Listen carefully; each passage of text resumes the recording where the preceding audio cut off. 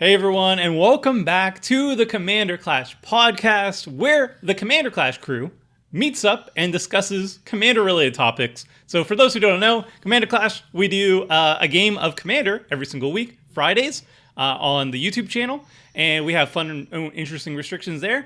And we decided, you know what? Why don't we all get together and actually talk about Commander in general for this podcast? So joining me, as always, is Seth, probably better known as Saffron Olive. Welcome, welcome.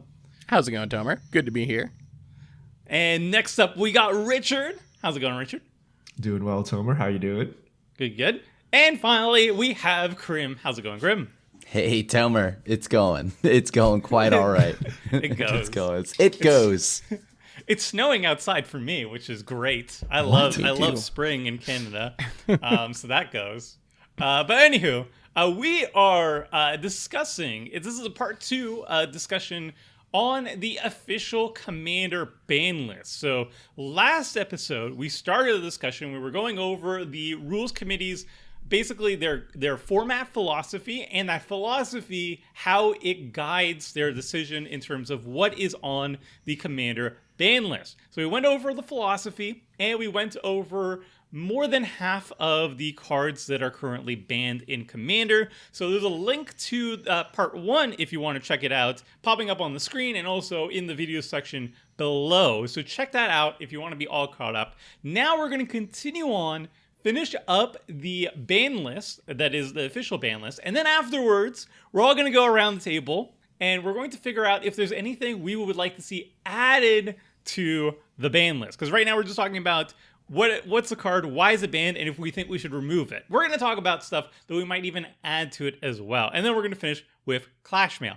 And we're going to pick it up with cards that cause some format issues, some stuff that don't really work well because of the format that they're in, the Commander as a whole. So we're going to kick things off with Coalition Victory. This is a big old school sorcery, Wooburg. This is a 8 mana Wooburg sorcery that says you win the game if you control a land of each basic land type and a creature of each color. So this was banned originally. We don't even know when it was originally banned. It was banned like in the early stages of Commander, aka Elder Dragon Highlander. So it's been banned almost always. And the reason why it was banned was due to a combination of interacting poorly with the format, being ubiquitous in its color combination, so everybody was running it, and creating undesirable game states. The reason it interacts poorly with the format is due to the presence of the command zone and the fact that you always have access to a creature that meets one of the conditions of the card. At the time, it was Wizards of the Coast was creating more 5-color decks. There were just like 5-color generals instead of like Golos, which is a colorless card that is a 5-color general.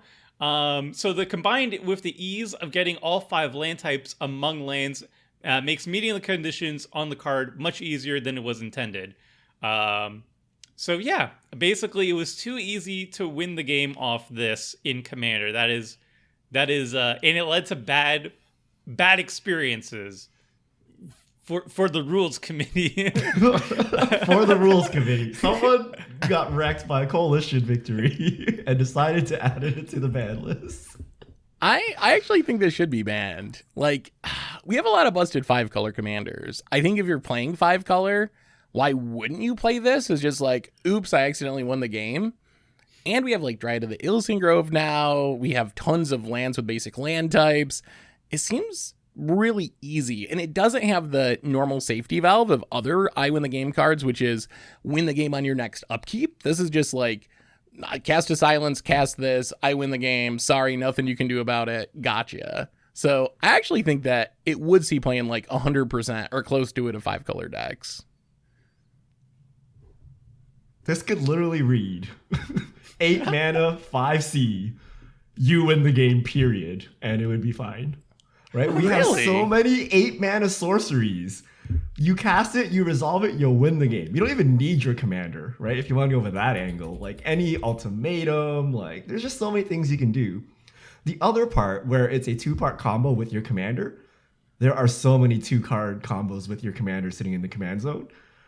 power level wise, like it's not like, come on, if you resolve this 8-drop, good game. Like you deserve it, right? Like you deserve it. It's not like what board? What do you want your 8-drop to be? Like a 1/1? Like yeah, I should win the game, right? I think we say like wins the game when a lot of times what we mean is generates a lot of value. Like if you look at the ultimatums, how many of them literally make the game end right then?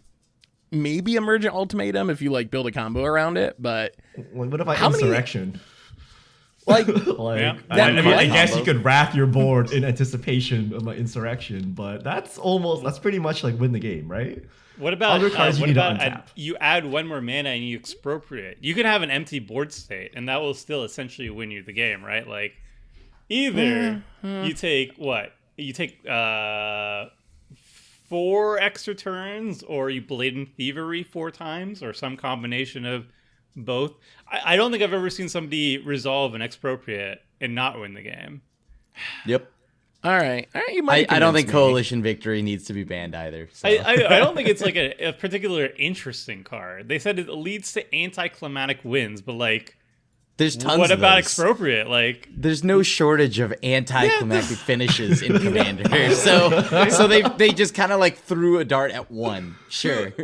Who says Insurrection was like, wow, that was so climactic? I mean, sometimes it is, but like usually it's just like, oh, I guess everybody had creatures on the board because that is a regular game of Commander, and I guess you just won now from nowhere.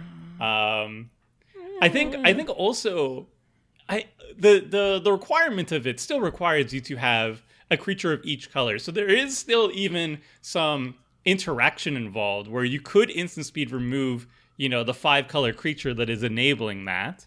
Whereas Expropriate, you can't even do that. Insurrection, you can't even do that. Like, what are you going to do? Target removal once creature and then the other 50 are just going to murder you? I mean, Insurrection isn't always lethal either. No. Like, for the entire table. Like, I don't know. You've won me over to the middle, where I will accept arguments for why it should be unbanned, but I'm still not 100% convinced. I think they're in the same class, right? Like, yeah, maybe this is better than Insurrection in some cases, but like Insurrection is one of like 20 cards, right? So, but we don't play Insurrection because it's such an anticlimactic, like horrible way for a game to end. Exactly, if we don't play it, so do we really want more of those? But if you brought this to a CEDH table, you'd be laughed out of the building, right? Like you cannot say that power level wise this is important, but it kind of wrecks Battlecruiser magic, which I think we're gonna see a lot of these cards when we talk about them on the ban list. But like almost every card from like 2017 forward like wrecks Battlecruiser magic anyways. So I don't know, right? I don't think Battlecruiser magic exists anymore. So yeah. I mean, I feel like this card was originally put in a time where people did not run spot removal, right? Like that was not a concern of theirs. So something that was like sorcery speed, I win the game, and what? I can't wrap the board on my turn to stop it, like an upkeep thingy.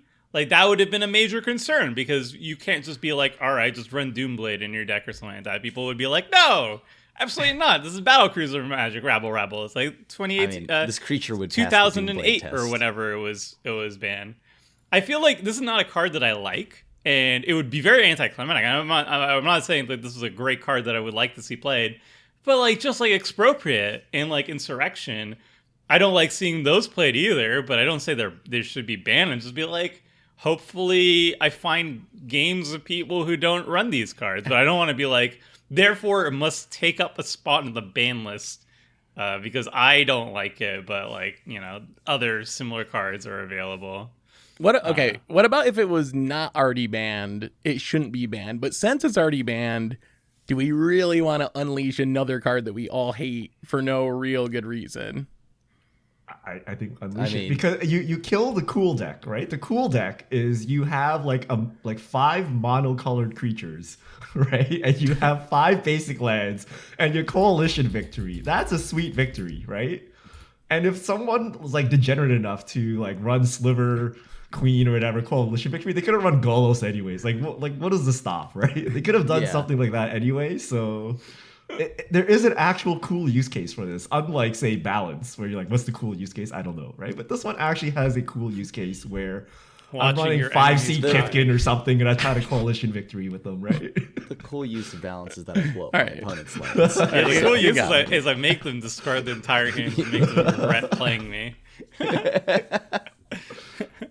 Yeah, like this is So that was number one. That was already a spicy one. Next on the list is another spicy one that also is banned initially due to just being kind of awkward in the format, and that's Biorhythmn. Biorhythmn also was banned in the before times, long ago. We don't know when. 8 mana green sorcery that says each player's life total becomes the number of creatures they control. The reasoning behind it is it says it was banned because it creates undesirable game states in the form of anticlimactic wins and invalidating the game up until that point, which is literally the exact same reason as Coalition Victory. So it creates games where you can just cast a Wrath, play a cheap creature, and then Biorhythmn for the win. Great. Yeah. I think that's fine. This card should not be banned at all. And this is, and I don't even play that many creatures. I'm probably the person that loses to this every time. I don't think this should be banned. I think it's actually a funny card. We already have Shaman of the Ways, right? Except this one automatically happens right away. But even with that, I don't mind. It's like 8 mana. It doesn't change anything for me. If we're gonna say that 8 mana I win the game is fine, then this is obviously fine because that's worse than 8 mana win the game. So if that's our judge of power level in Commander, then it should be unbanned. Yeah, this doesn't even win the game. It doesn't say win the game on the card anywhere. So my fault for not having creatures. There's even an author opinion that's posted here, whoever compiled this. It was banned a long time ago, and the quality of spells have increased dramatically since then. However, while the card itself is likely not nearly as problematic as it was many years ago, it does not add anything interesting to the format and is therefore unlikely to be unbanned. I think once again, there's no shortage of things entire sets of Magic if we're going to say adds nothing interesting to the format. It's such a lazy excuse not to unban something. It's like, it's too much work to unban this card. We'd have to make an announcement and stuff. Like, what's the fastest way you can kill somebody with Biorhythmn? Assuming like you're actually jumping through the hoops, right? You have to wipe the board. So the cheapest to do that would be like Blasphemous Act. That's like the Christmas land. You cast Blasphemous Act for 1 red mana. Then you play a cheap creature, which let's say is an Ornithopter. You have an Ornithopter in your deck for some reason because you're setting up the Biorhythmn play. So you Blasphemous Act 1 red, Ornithopter for free, and then you still have to pay 8 mana to Biorhythmn and win. And then somebody can still blow up your Ornithopter and cause a draw. Like, okay, that's not the Adonto way. Vanguard. Adonto Vanguard can survive. Oh. You have to go mono green first of all. You ley line the ley line that doubles your mana dorks. You mana dork ramp out, and then on turn 3 you Biorhythmn and then hit them with your mana dorks. Right? That's the feared line. But you know, if you had a blocker, you're fine. If you counterspelled it, if you mana drained this, you'd win. Like, what is it? Right? Oh my god! If I mana drained that and I just got to go Ugin, that would feel so good. It's not very fun. Collusion with Crim. It's not very fun, but when has Wizards of the Coast cared about fun in 2021? This is the year of like Hull Breacher and Opposition Agent. We've left fun. The fun train has left. Why not the let station. Green just do that, right? Yeah, like exactly. Like Green is already doing everything it needs to do. Why not just give it one more thing for everybody to love? Wizards of the Coast is just like where you get to rule 0 everything you want. We're gonna print money. And it's going to be miserable, but you can rule 0 it. So how about Biorhythmn? We just rule 0 it. Yeah, you get to... plus, you know, that glare that Mr. Clean gives you as your life gets turned to 0 is going to be great. Like, the artwork is pretty fantastic. Yeah. Yeah. Next up, moving on, we have an iconic card. This is a land that was originally banned in 2008 and never unbanned. This is Karakas. It's a legendary land that taps for white, and it can also tap to return target legendary creature to its owner's hand. This card was made in way back when legendary creatures were few and far between. I think it was Legends that it was actually printed in. So yeah, it was back in the day when legendary creatures were not really a thing. And this was another card that was banned due to the prevalence and importance of legendary creatures in this particular format, since everybody is like building around a legendary creature. So it's too good at removing a commander. It's too good to remove enemy commanders, just bounce them incessantly. And it's also tasked for white, so we know that white's not allowed to have good things. So yeah, this I card mean, it's got to be banned. There's no way. I think this is the only card we all agree on. Yeah. this like warps the format too weirdly. So yeah. Yeah, bouncing your own commander or an opposing one is very powerful. Even Thor agrees. What yeah, my dog agrees. What would you think of like a nerfed Karakas that was like clearly a throwback to it? I mean, like it enters the battlefield tapped. It taps for white, and then you can pay like 4 mana and tap it. It already exists. What is it? It's the colorless land where you pay 2 and you bounce your commander back only on your turn. That's pretty much Karakas. I would feel like to see like a that real would be legit balanced. Karakas. That would actually be as balanced as you can make it. It actually says on there that before 2008 they let you play it, but it had a format specific errata that you could not target commanders. So there was like a house rule for the entire format where you can target commanders. So if they want to make a fixed version, maybe that's it. Like return target non-commander legendary permanent to your opponent to hand, and I think that would be fine.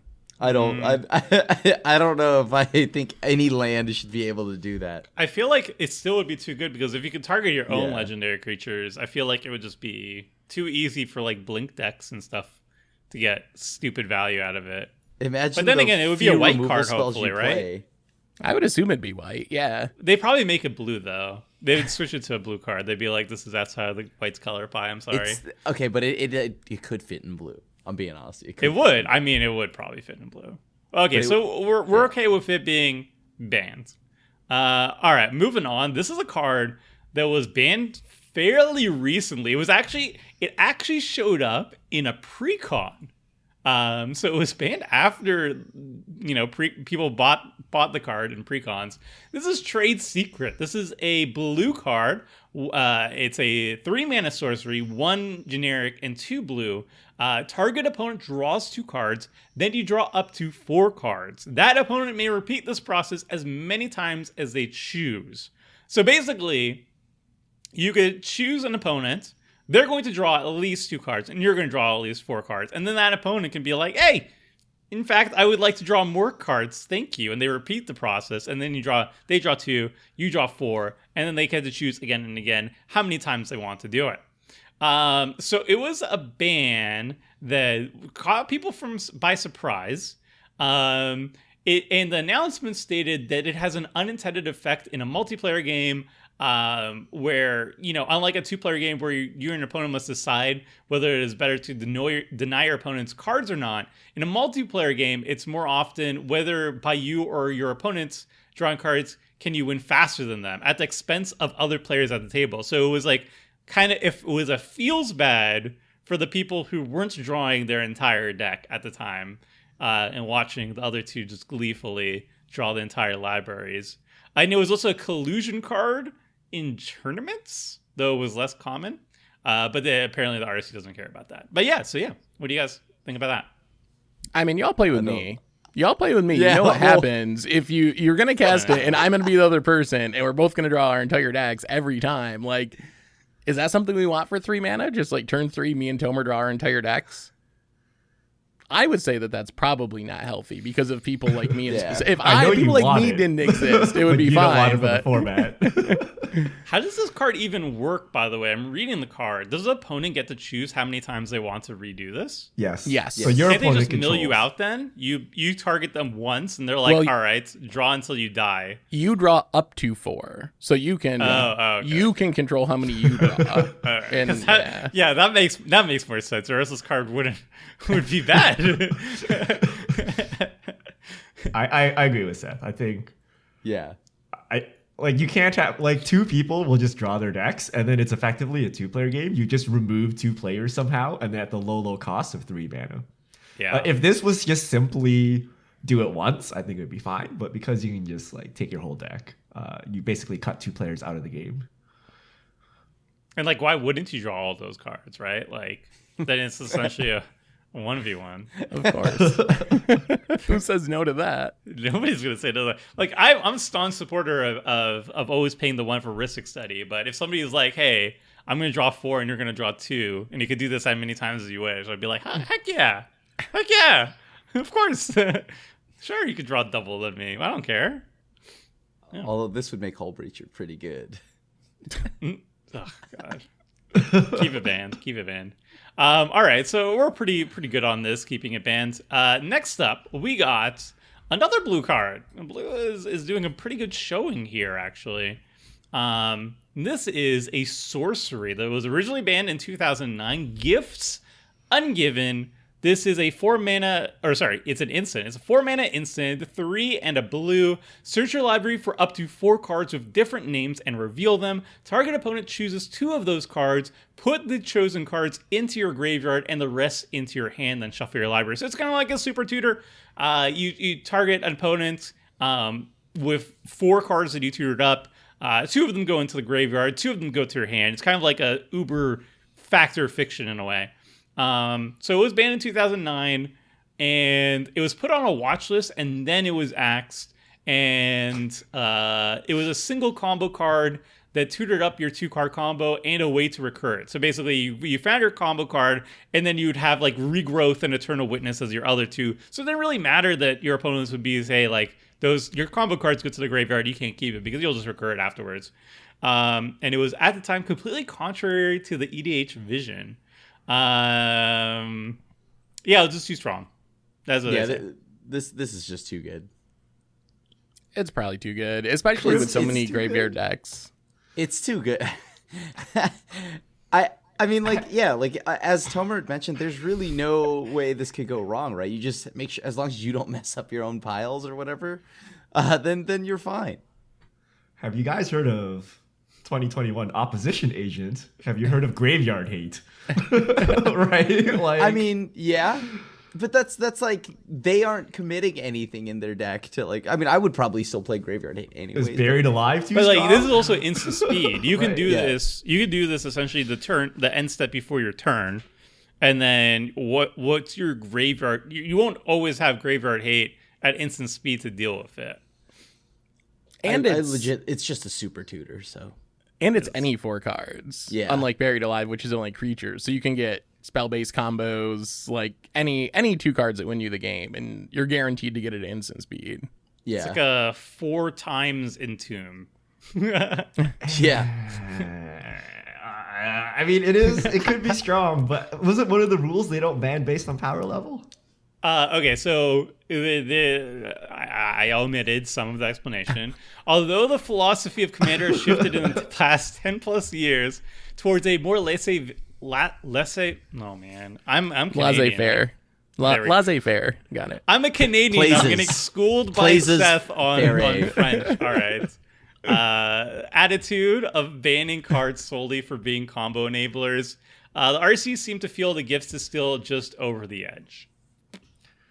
Thassa's Oracle would have never seen a printing if the RC saw it in like 2012, right? If this was printed today, I don't think people would be like, wow, we should ban this. But because historically it's been banned and it's like somewhat powerful, I could see it staying there, but I mean, I just don't see, like, yeah, it's instant speed, but I think it's busted. I think this card is absolutely busted. At risk of getting us off track on something that we should do a whole episode on, I just don't want more powerful tutors in Commander. Like, I feel like powerful tutors make Commander less fun. So, Yep. Tell that to Wizards, though. what Money Wizards Machine is printing go goes against everything the rules committee, like their spirit guidelines or whatever, right? And what they use to put cards on the ban list. So when we look at these cards and we compare them to 2021 cards, we're like, yeah, there's this other card that just does it better. So why is this banned? Right? And I don't think other point. cards do Gifts Ungiven better. Yeah. I think this card is kind of bananas. Steam Augury. Fact or fiction is legal, therefore this one's legal. No. I'll give you guys that. It is strong. I think even in 2021 standards, this card is definitely Is it an auto slot in every CEDH deck? I think so. Yeah. I would assume so. I would also just play it any deck that could. Pretty much. Okay, then I'll give it the thumbs up on staying banned. Oh. All right, moving on. We got a creature. Hey, a creature shows up. Wait, is it? Yeah, that is a creature. I was looking at the wrong thing.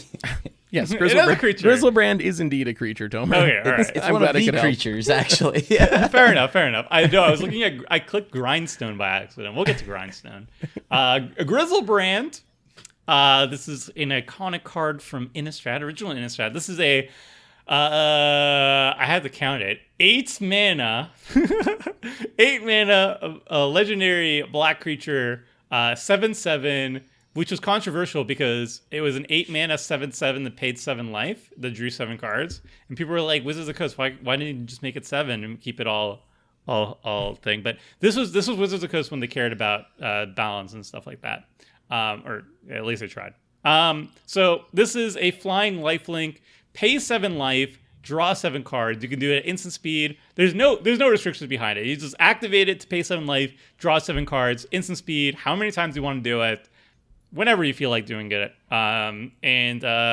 So it was banned in 2012. When it was spoiled, everybody kind of figured it was busted and treated it as like a Yawgmoth bargain. And soon after it was released, the next ban list cycle, it was banned. I mean, maybe we just jump Yawgmoth's bargain in here too, because it's basically the same thing but not a creature. If you got 40 life and you can pay 1 life to draw a card and it goes into your hand immediately, unlike waiting a turn like Necro, it's too good for the format with 40 life. Like, the cards are like kind of somewhat a little balanced if you start with 20 life, but 40 life, it's too much card draw that comes into your hand immediately. The fact that you can also you're not casting Griselbrand for 8, right? Like, yeah, no one is. So no one's casting it for 8 and drawing, right? Who cares about that one? It's the reanimate. And in the reanimate sense, that's a lot more combo pieces you need than bargain, right? Bargain's a 1-card combo. Yeah. This one you need to entomb, reanimate, and then do this. So I feel this is a lot more balanced. Bargain requires you to actually pay 6 mana. Griselbrand only requires you to pay 1 mana for Entomb and 1 for Reanimate. But that's it's a 2 lot cards. easier to get a Griselbrand on board than it is to reanimate a bargain. True. I mean, and it doesn't seem that hard to ramp into it. You're black. You got all the mana doublers. You got Cabal Coffers, Urborg. Like, making 8 mana in black doesn't seem like a stretch. You could even have it your command zone, and you could have Jeweled Lotus now. Oh, if this is Lotus, broken legacy staple, Jeweled Lotus. It's legacy thing. Very balanced card that I'm sure is not busted or anything. Cool. I feel this one will not stand the test of time. Like, Wizards will keep printing bigger and bigger creatures that you can reanimate, and as long as reanimation is a thing, you're gonna always have this threat of like, it was balanced at 10 mana, but if I can reanimate it out for 1, it is like absurdly broken. They've tried the shuffle into library clause, but they don't always do it. Right? They have that up their sleeve for literally over a decade now. So when they choose not to shuffle it, they want you to reanimate it. Yeah. So they want you to reanimate Griselbrand, and it turns out, maybe in a 20 life format, they were okay with this in Legacy, but in Commander, when you have double that, it's broken in the 20 life formats anyway. They probably thought it was fine. Whatever, whatever, it's fine. So, do we want this unbanned? Is the question. Nah.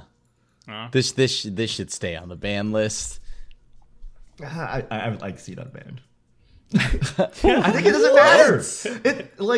So if this was legal, would the CEDH meta be totally warped and like broken? I don't think so. Right? I think this is just another kind of deck you could play, and you would have the existing CEDH decks play, and like there's diversity, right? That's it.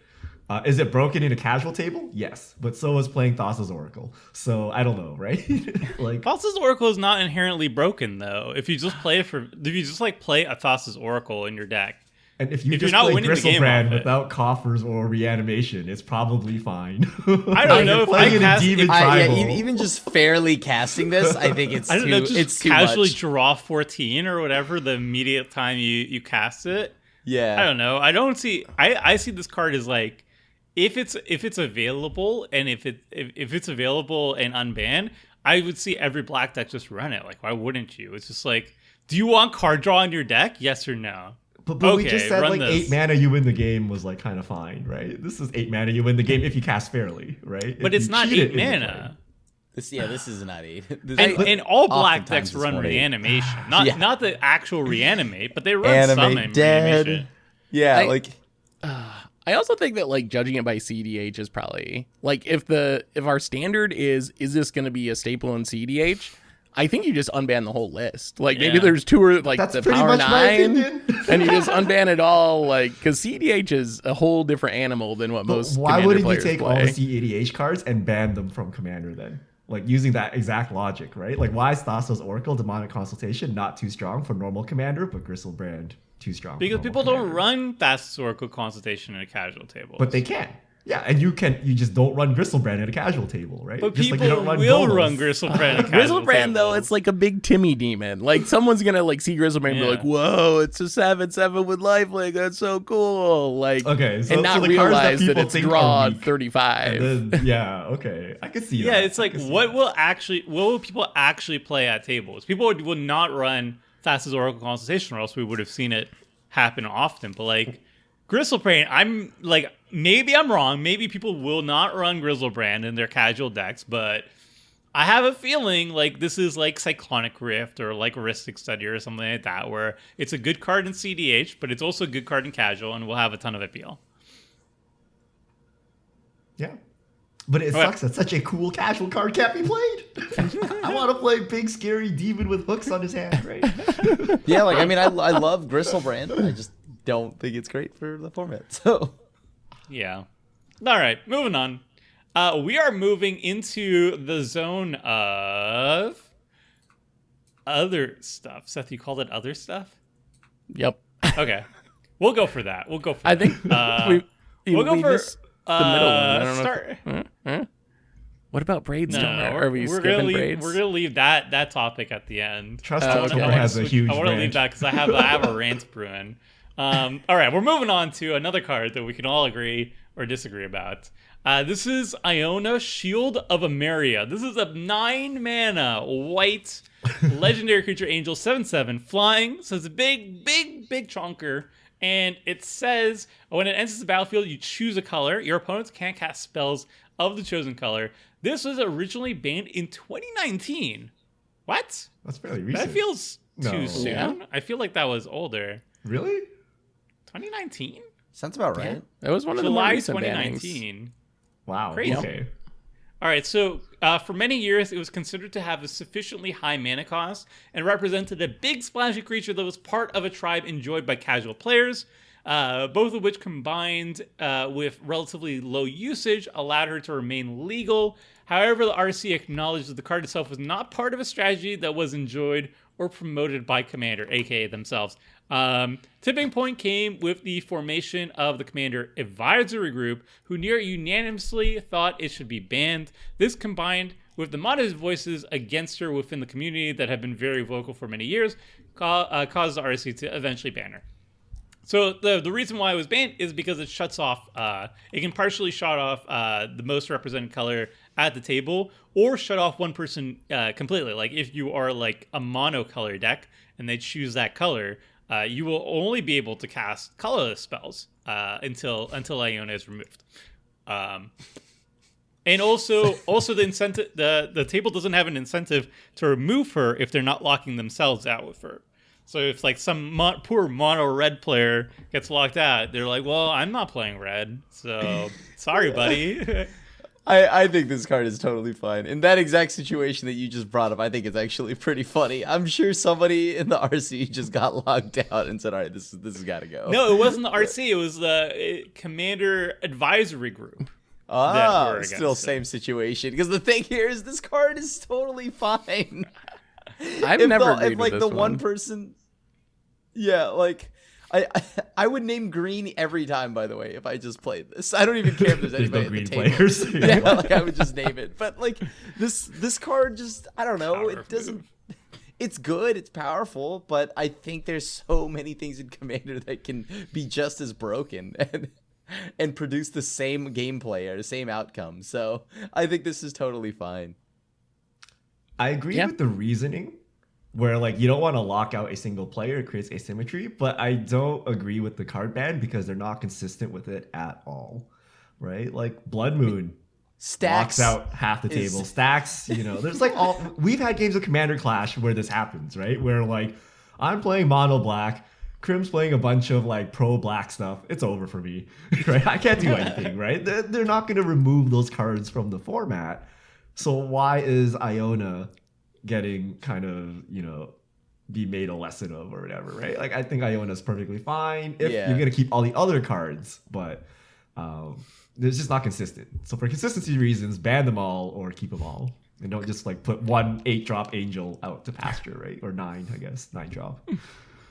Yeah, I've never understood why they banned this card. Honestly, I think someone it really got is real salty. Someone got wrecked by someone definitely like, got salty. ban. And they were asking the table like, please get rid of Iona. And they're like, nah, not until you put it on the ban list.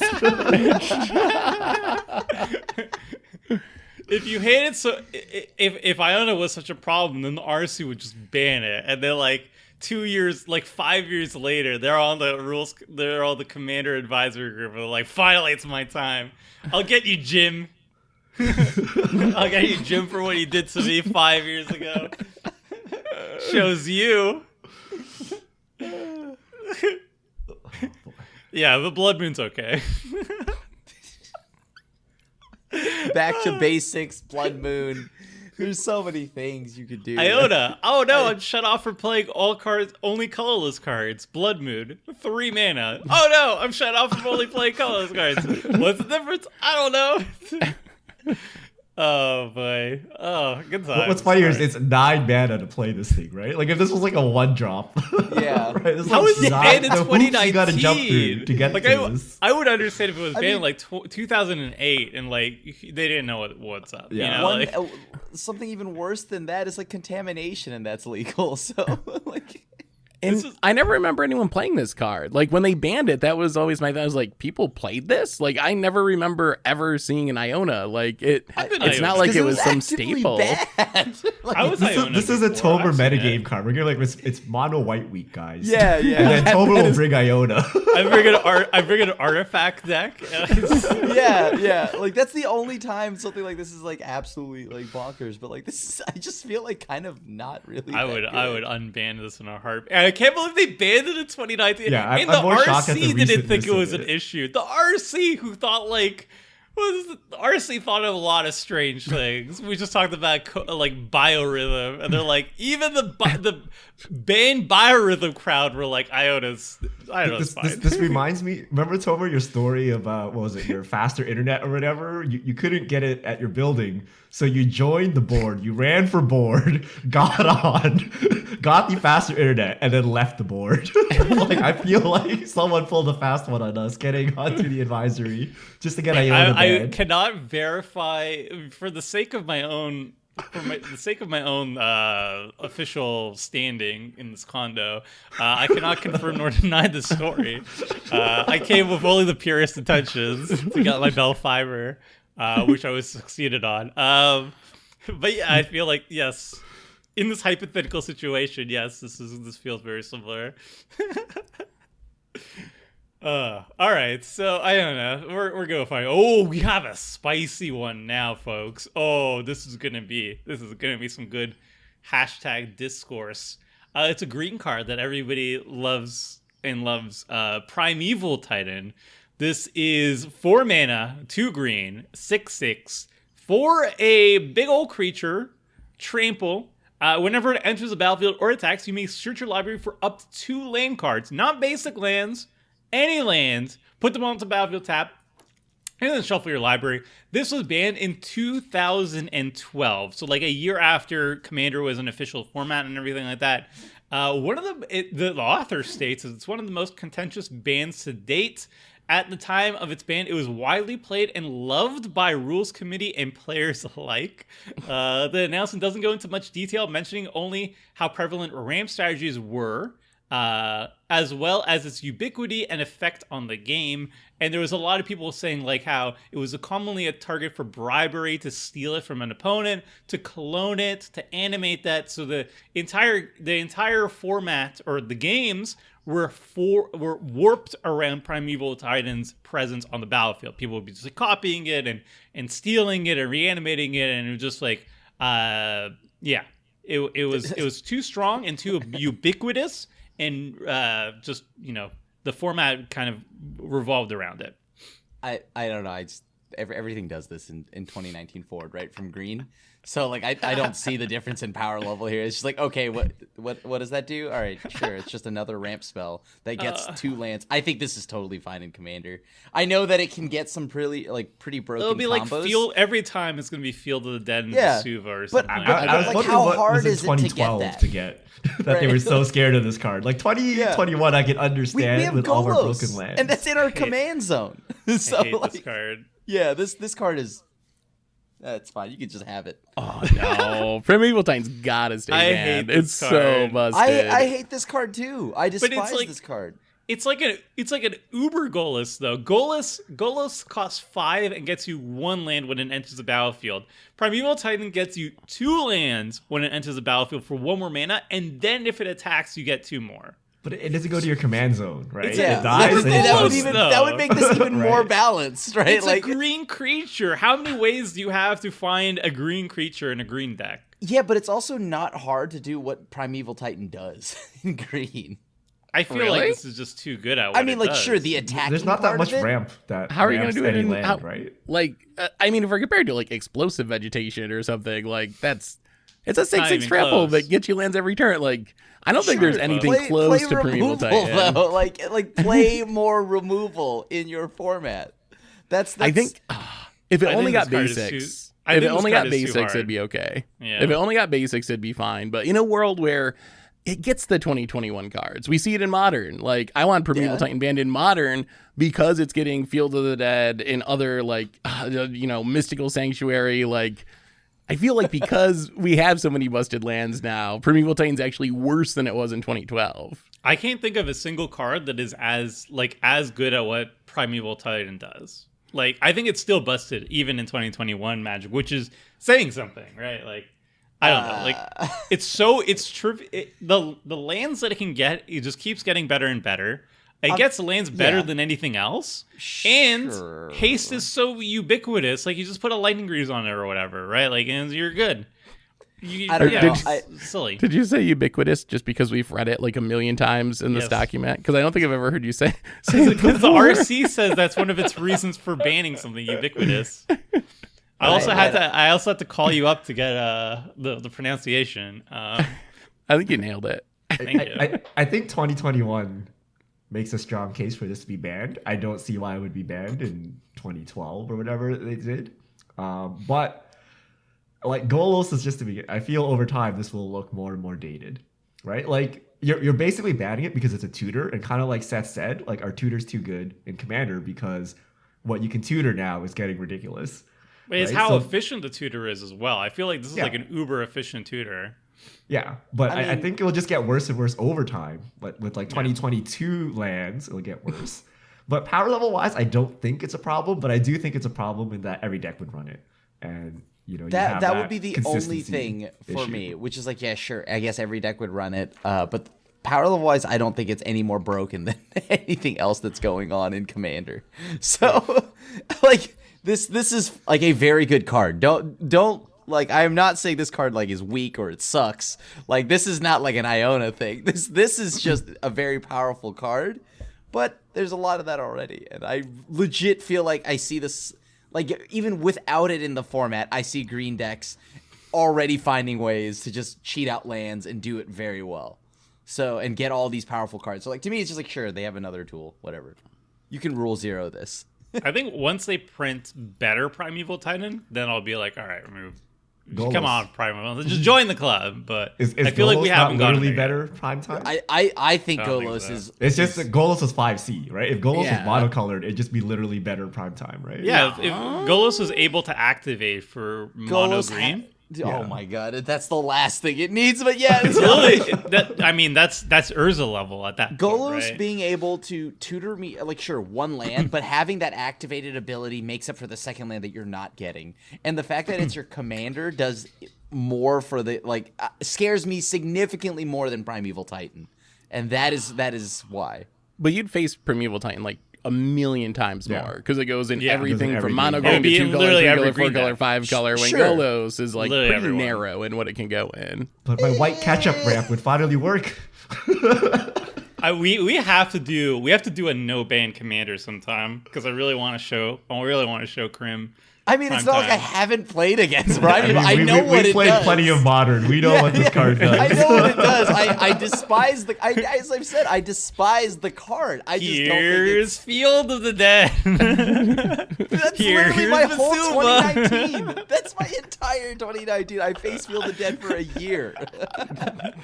So, like, to me, I'm like totally hardened by everything, I guess. Okay, well, we actually have a spiritual successor to Primetime that was printed afterwards, and I have no idea what Wizards of the Coast is thinking with this one. This is Sylvan Primordial, which, evokes definitely some Primetime vibes. This is another green card. It's a 7 mana, 5 generic and 2 green for a 6/8 with reach, and when it enters the battlefield, for each opponent, destroy target non-creature permanent that player controls. And for each permanent destroyed this way, search your library for a forest card. Not a basic forest, but any forest card. Put that onto the battlefield tapped, then shuffle your library. So basically, in a 4-player free-for-all game, you would have 3 opponents. You would destroy 3 non-creature permanents, 1 for each opponent.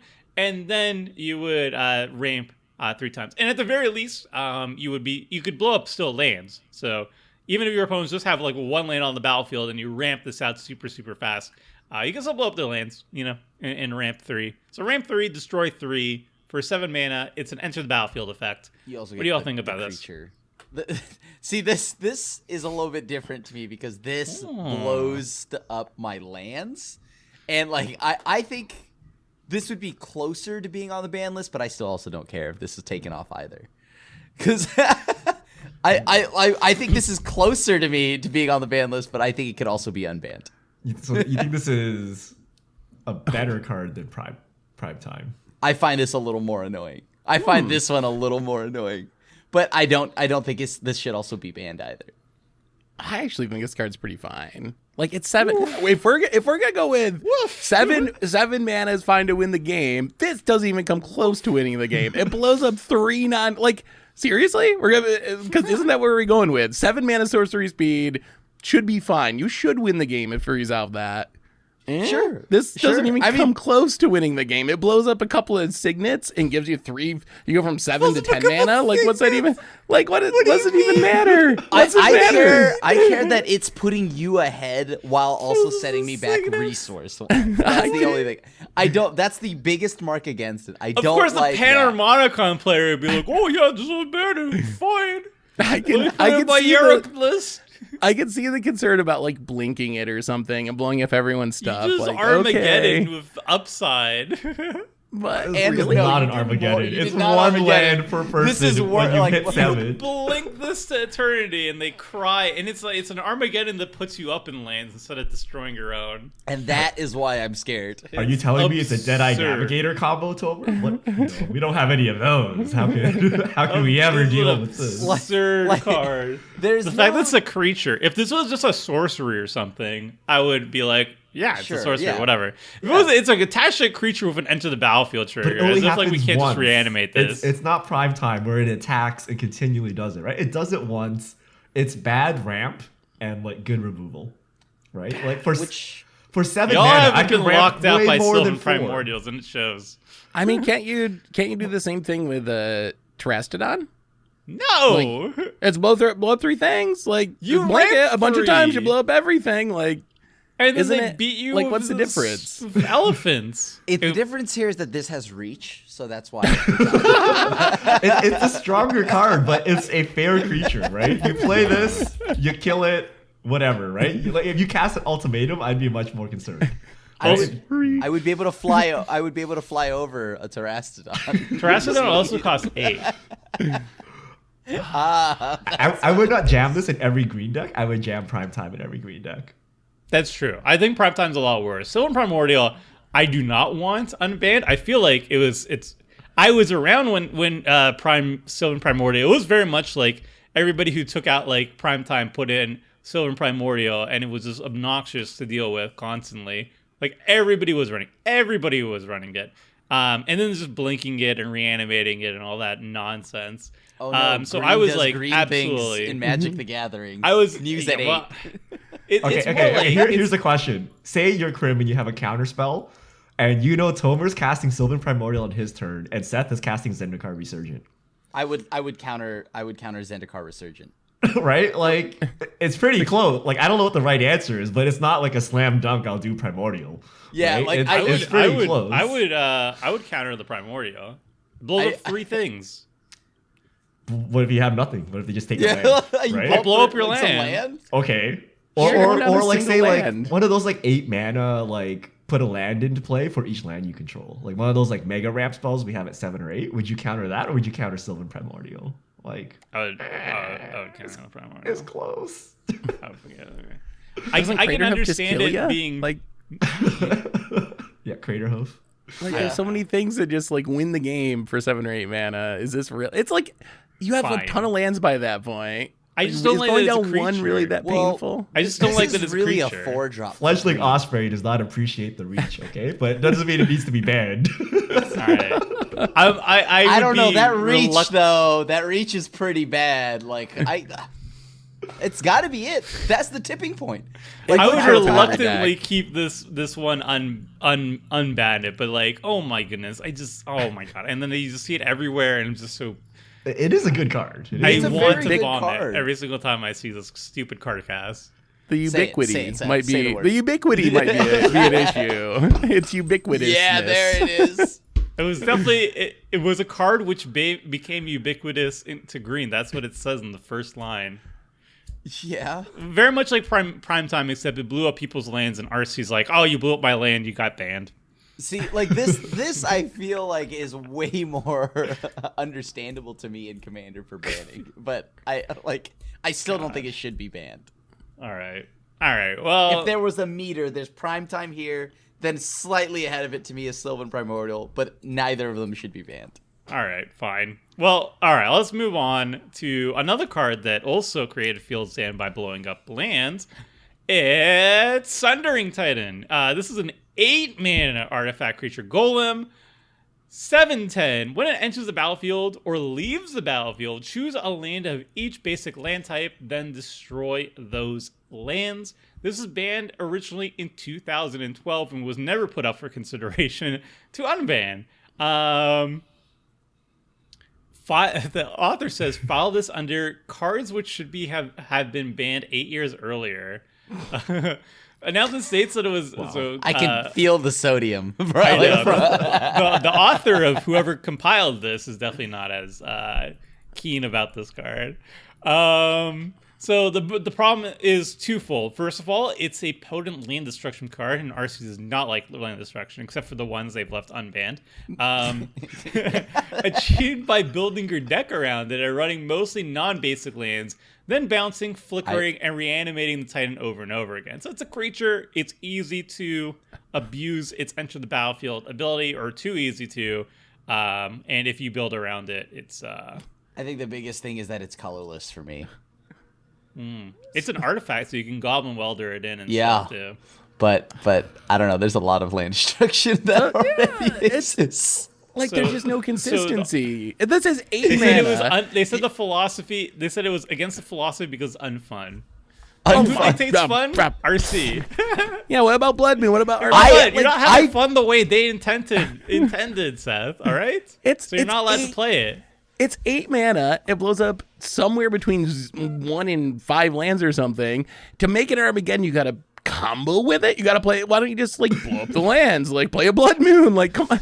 I don't like sure. Like is it fun? Okay. No, but why? Well, like what is the consistency? It's better than what they choose to Armageddon, ban? right? Because you can save your lands, right? The idea is you build your deck in a way such that you don't get wrecked by it. You wreck all your opponents. Yeah. But that same argument is made with Blood Moon, right? So, But Blood Moon can only happen On turn 3. Well, no, On turn, yeah. it can only happen in like a basic land heavy deck or a mono red deck. Also, Yes. the second reason they said is the answer to this is greedy mana bases.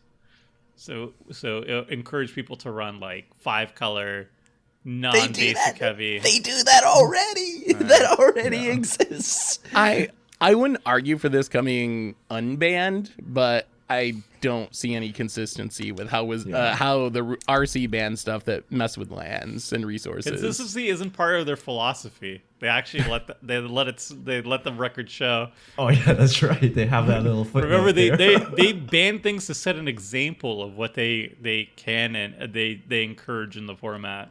So like they don't like artifacts. That's the message they're sending. Like, don't play artifact creatures. I think it's golems. It's golems. I feel the creatures RC with needed reach. the power level discussion. Golems. Trample on Primeval Titan. So which is more egregious? Which is worse for the format? Sundering Titan or Sylvan Primordial? You think? They're kind of close. I think Sundering Titan. Sundering Titan, I guess, is a little more problematic in that this is a colorless card, whereas Primordial, you'll only see that in a green deck or decks that play green, which is like every deck in Commander anyways. But the thing here is this is slightly more easy to like build around. And Sundering Titan can go after one player. Like, at least with Primordial, everyone loses one. You can with Sundering Titan be like, hey, you're playing 5 colors. What are you talking about? You lose 5 lands. No one else loses anything. So I think that would make it worse. Seth's Blood Moon this is closer targets to me Iona harder than this card. Right? It's I make half the table feel bad in some way, whereas Primordial is just like value engine, right? It's just like I paid some mana, drew a lot of cards, and cast some spells for free. This is like I lock someone out of the game. Then I blink it and do it again. Well, it also blows up 10 lands, right? Because also when it leaves the battlefield. So even if you put it on the battlefield and then it dies. Yep. Yeah. Right? But I guess really no, it doesn't matter because if you exile it, it still leaves the battlefield. You can't get around it. You have to like stifle the trigger. So this card, it does sound a little bit awful. Like what would the format gain from having Sundering Titan? I feel like this is just like a crim card. Like he just runs it. Well, yeah, but the thing here is the way I would build it is it would hit me too, right? Like I played Bear of the Heavens and I didn't mind blowing up my own lands with 0 ways to kill you. All right. Well, okay. We're kind of okay keeping it banned, I guess. Yeah. It could stay banned. Okay, so it's fine. All right, moving on. We have only a few cards left. 3 more. This is Recurring Nightmare. This is a card like I keep forgetting exists actually in the game. This is a 3-mana black enchantment, 2 and a black. And it says sacrifice a creature and return Recurring Nightmare to its owner's hand to put target creature card from your graveyard onto the battlefield, and you can play this as a sorcery. I'm looking at the Oracle text real quick. Yep, no, that's the same thing. Okay. This was originally banned in 2008, so really early on. According to the ban list announcement, it was banned for being extremely powerful for its mana cost. It has a reusable effect that cannot be stopped with enchantment removal. What? You can sack and like No, you can only play it as a response. sorcery. You could cast it as a sorcery, yes. Wait, no, you can only activate it as a sorcery. Yeah, I don't know why it can't be removed. I mean, you can play it and sack it on the same time before someone gets priority, but graveyard hate, but then you're like, you have to have graveyard hate. I think this died to disenchant. Someone clearly died to Griselbrand Recurring Nightmare. And they're like, I got rid of the Griselbrand, but the Recurring Nightmare can't All right, continuing it lets you abuse come into play abilities repeatedly, more if your graveyard is sufficiently stocked. It's entirely possible that once you draw Recur, it is the only spell you'll want to play for the rest of the game. Expanding, it's difficult to remove once it is in play because returning the card to your hand is part of the cost. The only way to effectively deal with it are counter spells or discard effects or instant speed. Graveyard... I'm so confused. Why are they saying it's... What am I missing here? If you play any answer, it's fine, but you know. No, it says it's the only ways to deal with it are counter spells, discard effects, or instant speed.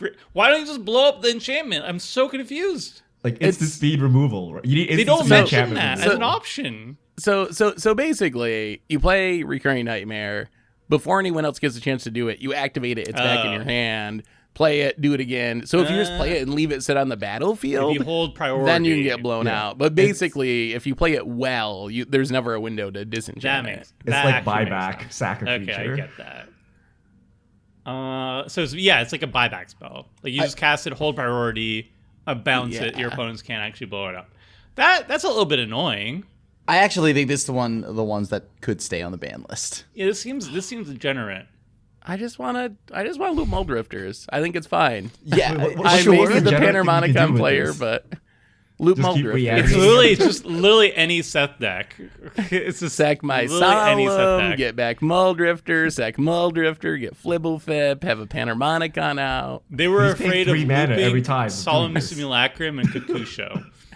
I don't think there's any. This is the cost. It's so cheap.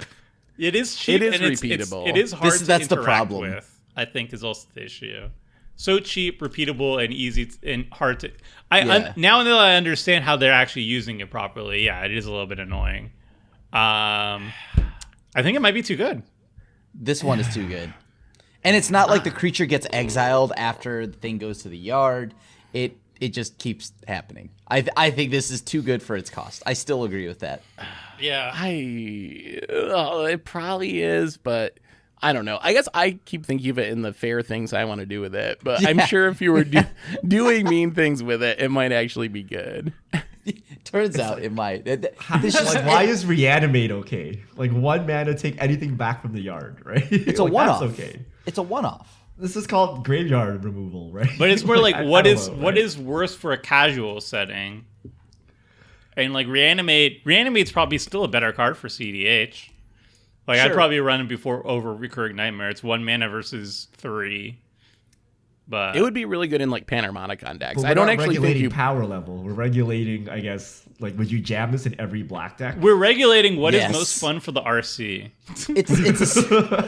It's also a sack outlet, right? What does the RC hate the most playing against? That will be on the ban list. Like, I don't think you play it in a Reanimator deck, really. I think it's more for, like, Panharmonicon value style decks. Why not in a Reanimator deck? Like, if I draft Reanimator and Cube, I will actively not want this. Because you need to have a lot of creatures. Because you need creatures on the battlefield, you need creatures with ETB triggers. What if you're That's how you get the most value out of it. Yeah. Sacrifice deck would probably be okay. Although 3 mana is a lot for a sack outlet. Like 3 mana, then 3 mana, then 3 mana. I mean, I play Victimize in my sacrifice decks. And this is then you would probably play that. Yeah. This is like a super this I think this over a game of Commander is just so much better. At first when I cast this, sure. Like, all right, well the first time this is just a reanimation spell for cheap. It's like but a bad I just get to but like eventually it becomes better, right? Because like the thing here is you're just paying 3 mana every time and you get to keep doing that. So I think that's the issue with it. I think this is borderline now. That you actually put it that way. It's bad Victimize the first time, and then but it's repeatable. I don't know. It's I feel like this could make it off the ban list, but I mean maybe not. Maybe I'm wrong. I feel in 2021 people know to play Graveyard Hate, so it's fine. We still don't do it though. Jeez, but you do, right? I've tried. I know I should reanimate, buried alive. Tried to reach out to the people. But not Recurring Nightmare. Like, if you want to set up a value engine that gets, like, totally hosed by a ley line, then go ahead, right? Like, you can do lots of things with your graveyard in 2021. It is kind of slow. I don't think this is egregiously, powerful. I mean, this is like, you're looking at, like, Underworld Breach and stuff. Yeah. In 2020 Magic. maybe this goes off the ban list. I don't know. I'm indifferent. But you could also do this repeatedly every single, like multiple times in the same turn. So I don't know. All right, moving on. We got 2 more cards left, and this is a big one. It's everybody's favorite Simic card, Prophet of Kruphix. This is a 5-mana 2/3 that says it's basically like Seedborn Muse, and untap all creatures and lands you control during each other player's untap step. So that's the Seedborn Muse part. But because it's blue, you could also cast creature spells as though they had flash. So Seedborn Muse allows you to untap every single person's turn. So you get to untap all your stuff. And then this also lets you cast the creatures on opposing turns, so you get maximum value out of all that untapped mana. Wonderful. It was originally banned in 2016, so fairly recently. It was ubiquitous to the format. Even despite being a multicolored card, because obviously everybody's running Simic anyway, it was so prevalent, in fact, that it was driving deck choices rather than being being chosen once a player decided on the colors of the deck. Citation. In games, the impact of the card was noticeable. It generated lots of mana. It let you take mini turn during each opponent's turn. It also meant that once you cast it, you immediately had the mana needed to protect her at all times. Similar to Prime Titan. Games became focused around the Prophet. Yeah, should be bad. I don't know about the prime time thing, but like I do think that this should definitely never ever come off the ban list. Like the day that something gets printed that's better than this card, that's even worse, and that should be banned before the set is even fully released. So until then, there's no situation where this card is unbannable. Yeah, I mean, doubling your mana is good. I think the fact that it was and this quadruples it. Like, you get untap double, right? Every single turn, and you get flash. Like, it's so insane. Yeah. It also just kind of, like, shuts down any sorcery speed answers to it, because you literally, like, you untap and you're in blue, and it's like, okay, try to wrath the board. I dare you. Counter magic. Like, I think it's fine. We played with this on Commander Clash, no? Oh, yeah. And it didn't like warp the like, you know, just like literally, like, you guys don't even play creatures, right? Like the flash part is useless, right? You're playing as a Windborn Muse, right? Like, I don't know that it's so meta warping that it needs to go. It's just like a really strong creature, and yeah, if you're playing Simic, you're gonna put it in. But I don't know that it's like I think Prime Time is like way more ubiquitous than this card. This card like actually requires a little build around, so. Strong, but I think it's fine. I don't know. It's like 5 mana Simic card. We played with it on Commander Clash like multiple seasons. It was fine. Yeah, right? but you get, I don't know, dude. I think this card is this one's very good. It is very good. I usually agree with Richard in like what can and can't exist in a format. This one, this is Simic. This is where we diverge. I draw the line here. I can't do it. Getting Oko flashes. It's like, no. Not again. like the ability to flash your creatures and untap it every phase. I don't care if you even have a creature to play off this. The fact that you can is absolutely bonkers. Yeah. I don't like this card. I don't like this card either. I don't like it either, but I don't know that it's so far and away more powerful than like other things we could be doing. I mean, yeah, this is a borderline one for me where it's like it's an absurd card. I don't think it adds anything to the format if it's unbanned. Consistency wise, is it? I could play Helix Pinnacle and like manually pay the mana. Yeah, but not everybody plays like you, Richard. That's a problem. Richard's on the two opposite ends of the scales. It's either like, is this broken in CDH or Kithkin? I will say like the most annoying right part. I think the most annoying part of the card though was just like how much time the person with Prophet of Kruphix took up in the game. That's true. Because every single turn was their turn, essentially. So you got to cast spells. All right. Now I will tap out, cast these things, draw some cards, and then it's like, all right, Seth, it's your turn. But wait, now I'm going to tap all this. I'm going to draw some cards, play some creatures. all right, you can cast whatever. Now, Richard, it's your turn. And it's like, please, just everybody, we should have like those like chess clocks or something like that, where it's like we do. We have the Moto clock. How many times did you run out of time playing Prophet? A commander chess lower the clock Moto would be clock. pretty fun. All right, so we're pretty divided on this one, I guess. Or Only me. sure. I would like to see it stay banned. I don't even know how we're divided. Wait, I feel like is this Tover card on is my just side? Tover's borderline, I don't know. right? Very. I feel like borderline I don't want this what? card. Like I don't want deleting this this card permanently. Come over with or- us, Tomer. I don't. Come to me. We'll play chaotic EDH for We'll move on. I'm just like mind blown that this is borderline for you. Like I feel like this is a auto no. Yeah, I personally would not want to see it banned, but that's more like because I'm so tired of Simic. I'm just tired of Simic. Can we just delete Simic and then I'll be happy? But that's like a bias. I mean Quandrix. Just like the RC style of banning things. All right, we'll move on to the last card on the thing, and this is Flash, which, this was a controversial one. This was in 2020. Was it actually 2020? That was last year? Yeah, That last sounds- spring, like a year ago. Man, pandemic has destroyed my brain in terms of time. Okay, so yes, Flash. So they did a little thing a while back where they unbanned a card called Protean Hulk because they thought it was cute. And that caused havoc in the CDH scene because everybody was playing combo. The go-to combo was Flash Hulk, where you flashed in Protean Hulk and then you'd flash it in for 2 mana at instant speed. It would die. You got to search up any number of creatures, mana value 6 or less, and put them on the battlefield, and you just win the game. Especially with Fastest Oracle now in the fray. So Flash was a card that was never problematic in casual settings. Like I don't even remember the last time anybody played Flash in a game of Commander. I don't think I've literally never seen it played. But in CDH it was ubiquitous. And CDH just hated it. It was everywhere, and it was the best. It was a solid format at that point.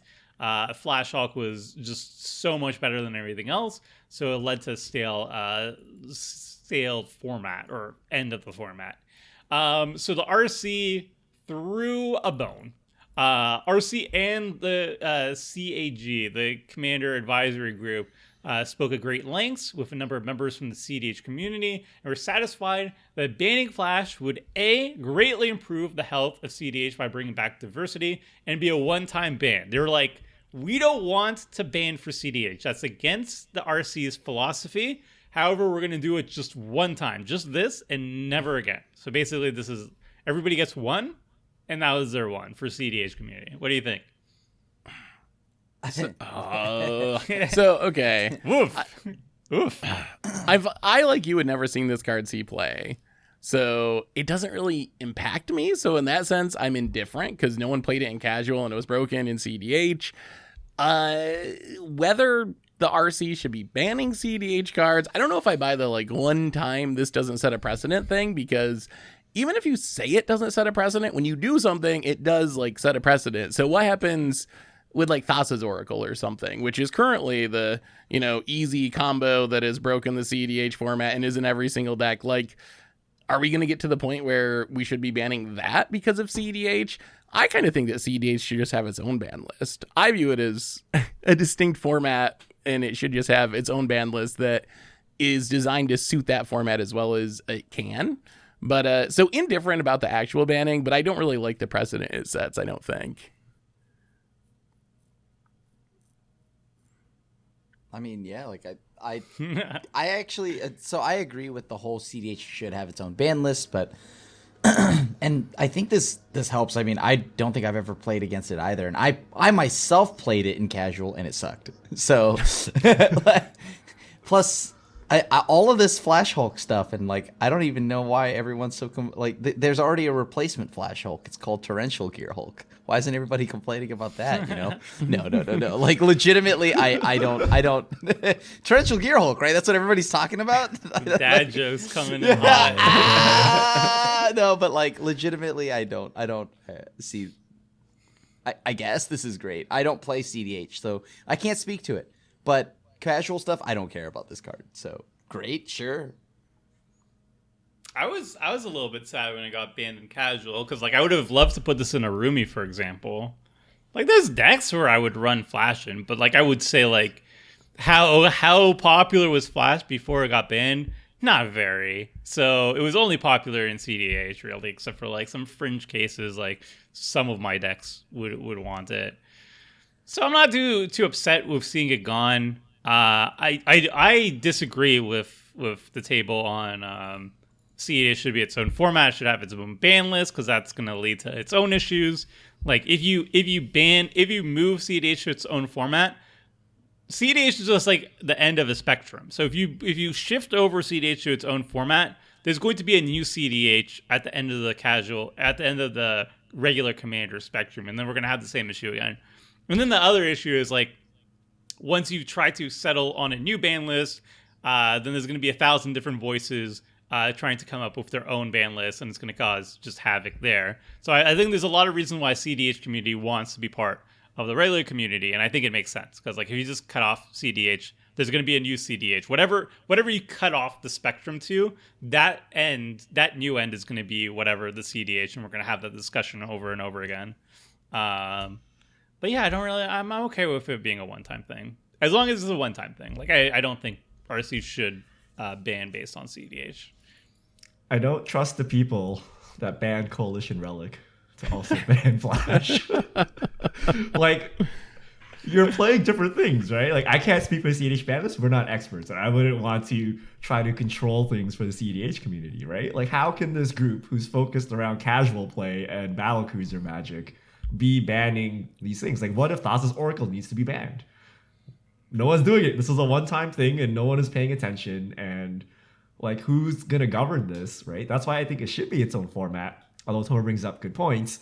The fact that some of these cards need to be banned in CDH but don't affect casual tables. Like, what if I wanted to play Flash Kithkin or something, right? Can't anymore because I'm affected by CDH. Something that doesn't affect me, right? Same with CDH players, right? Like, they're talking about Iona. Is anyone investigating Thassa's Oracle, or is all your resources like talking about Iona and Braids or something? You know what I mean? So I don't know. I don't know if I trust this decision. Damn it, Jim. In your Iona play. Ruining it for the rest of us. I think it would actually probably like I kind of agree with that. I think the best situation would be house bans, because like I watched some CDH channels. And yeah, sure, Thassa's Flash Hulk was the best deck. But, that didn't stop people from being like, all right, we're going to play a CDH game, except we're going to omit Flash Hulk. Like, that's not going to be allowed at our table. But is that the whole point of CDH, to like do the most broken thing you can and try to win as much as you can? So isn't like, oh, we're going to make house bans and casualize our super spiky format. Isn't that against what CDH is all about? No, I think it's the idea is more of a mindset of optimizing decks to their highest potential and playing to win. But then wouldn't optimizing your deck be playing Flash Hulk? Because like saying I want to play standard, but Oko is banned. Well, like right, like we've seen too much of this card. I don't want it anymore. I'm still trying to win tournaments, but let's just ban Oko for the case of diversity, right? Or like Uro or something. Well, we also played CDH week, and I think we could all agree that we played CDH decks. It was a CDH table, but we didn't all just play like the exact same list that was all just consult Oracle. We all played different decks, and they were all considered CDH. So there's still diversity in the format, and you can set up your own rule 0 for CDH as well. You can be like, I don't want to see Kenrith at the table. No Kithkin. No Kithkin allowed. Target We're tired of Kithkin. The reign of terror must end, and we want to play something different. I don't know about rule 0ing in CDH though. I think so. I'm curious if there's any CDH people want to leave a comment about that. Rule 0 in CDH seems counterintuitive to the spirit of the format. No, that's just like saying standard. Like, you can't ban any card in standard. No matter how broken it is, you all play Cobblade and be happy with it. You all play Uro and be happy with it because your goal is to play the best deck ever and play, right? Like, you can't say that, right? Sometimes it creates patterns of play that are undesirable or games are too repetitive. So for the every sake of having fun, remove it, right? And you could do that with a house ban without forcing every casual table to adhere to it. I think, without splitting the format. But wouldn't that be like SCG banning Oko at their tournaments and it not being banned to other tournaments? Like, isn't that the equivalency? That's how that feels a lot more than it is just like, oh, we need a ban Uro because it's just Is that bad, though? It feels more like that to me. Like, if SCG banned it, but then like a regular, like, I don't know, a CFB GP thing doesn't ban it, right? So is that bad, though? It'd be awkward. I guess I don't know if it's bad or good. If it wasn't a tournament, it was just like, here's a fun charity event or whatever. No entry fee, no nothing. Charity event with CDH though? No, well, not charity event. It's like, here's a free event we're hosting. We're just hosting a free event. Donate to charity. It's a casual tournament environment, and we have a stipulation where this card is banned. If only we decided it's banned. I don't think that's a problem. I guess I don't know. I mean, it's the philosophy of the ban list, right? The whole point is when you go to a random event, there is some standardized baseline. Yeah. Right? If you're playing with friends every week, you can do whatever you want, right? We can discuss about coalition victory and put it in our decks or whatever, right? But in CDH. If I just show up randomly, to an event, I want a standard ban list. And the question is, should that standard ban list include Flash? And should it include Thassa's Oracle or whatever, right? But yeah, we just want standardized, right? But obviously, if you play with friends, you can just talk it over and then do whatever you want. This could be a future conversation that we could have. Should CDH be its own format? Let us know in the comment section below if you think we should discuss it further. But we'll just continue on because, wait, we just finished. Oh, no, we have one more topic, friends. Oh, boy, is this a topic. So before... for people who did not know, the ban list was actually divided into two things. One were just cards that were banned in the format in general, and then there was a special ban list that was banned as commander. And at some point, I think it's like when they were like pushing it on Magic Online or something like that, or a Brawl or something like that, they removed that for the sake of simplicity. So before it was like, some cards were banned as your commander, but you can run them in the 99. That was okay. That was changed. So all the cards that were banned as a commander, they were either unbanned, like Kakusho was. Yes, Kakusho was banned as a commander before. It was a wild times. Oh, man. Or they're just banned forever. So we're just gonna start with a very non-controversial one. This is a lovely card called Braids Cabal Minion. This is a 4-mana black creature, 2/2.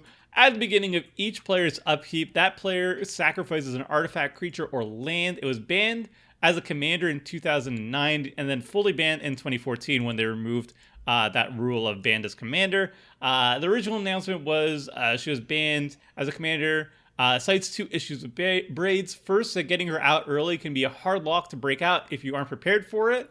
And second, the rules community didn't want games to devolve into being a single card as soon as it hits the table.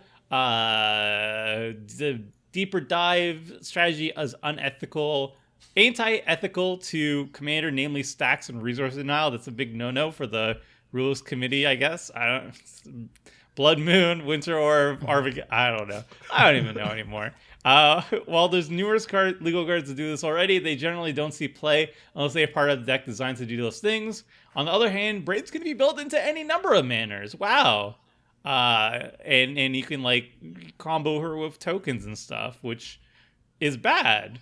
And apparently legend has it in the early days, Aaron Forsyth of Wizards of the Coast fame built a very brutal Braids deck that consistently beat any number of opponents. And this was a driving factor to ban her. Rules committee, you just beat them with a card they don't like and they'll ban it. All right, what do you think about Braids? Dan. I actually don't think Braids is that bad as in the 99, but I do find Braids a little problematic as a commander. You can't tell me you don't think Braids is problematic as a commander. No way, Tomer. What does everybody else think? That's where I kind of come down on. I just want Mana's commander back. Like, I think the same about Braids and many of the other cards under this heading that, like, I think Braids is a card that in the 99, 100% fine.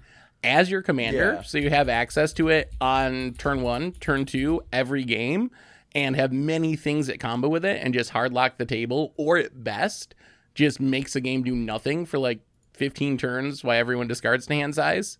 I don't understand why I would want that to be a thing in Commander. I think banned everywhere. I think as part of the 99, you're going to have in your opening hand some percentage of the time, and then those games will devolve into the same games where it's in your command zone. But you got Smokestack. Yeah, I mean, it's the same thing, like, and it doesn't die to creature removal. I don't like stacks, but for consistency reason, why is this banned and not Blood Moon, right? I don't know, but I think it should go, right? And a host of other cards should go with it.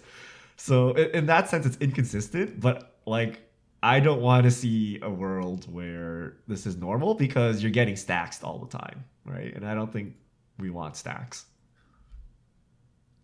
All right, Tomer. FreeBraids! FreeBraids! It's time! Okay, so first of all, I had this idea. It is not time. It's definitely time. So everybody's okay with Turgid, right? Turgid is a fine card. Nobody was like, oh, we should ban Turgid. Even though, like, you drop Turgid, you pox, you smallpox, you wheel, you do whatever, and then you just win the game that way, right? You just steal everybody's stuff. This is way more powerful. It is more powerful. It costs cheaper. But you know what's even more powerful than Braids? Marilyn the Mornsong with Opposition Agent. You play okay. You play Marilyn. She costs less mana. You play Marilyn. You play Opposition Agent. Now your opponents either have the answer in their hand already, or they're locked out of the game and you win. They can't search your library. They're forced to search your library.